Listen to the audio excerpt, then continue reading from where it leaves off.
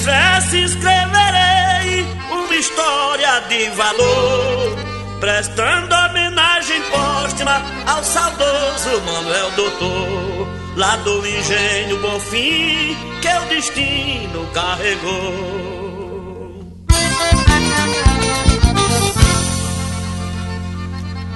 Manuel Nunes Machado, o seu nome verdadeiro, era senhor de engenho, pecuarista e fazendeiro. Nasceu no ano 38, no dia 2 de fevereiro. Todo Pernambuco inteiro conhecia seu valor, homem de brilho e moral, honesto e trabalhador. Todo mundo conhecia o grande Manuel Doutor.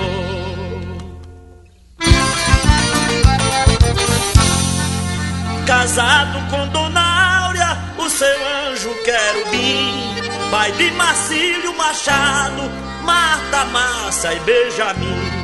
Vivia só pra família dentro do engenho Bonfim. Mas o destino cruel fez triste separação. No dia 31 de março, este ilustre cidadão teve parada cardíaca e foi pra baixo do chão. Foi sepultado em ferreiros, entre suspiros e ais. Chorou seus filhos queridos, as lágrimas sentimentais, em saber que seu Manuel não voltara nunca mais. Chorou as noras e os genros, sobrinhos, netos e irmão. Dona Áurea, sua esposa, sentiu uma comoção, ou uma espada afiada transpassar seu coração.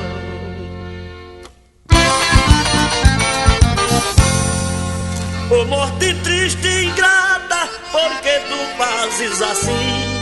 Mata tanta gente boa, deixa tanta gente ruim, porque vieste buscar Manuel Doutor do Bonfim.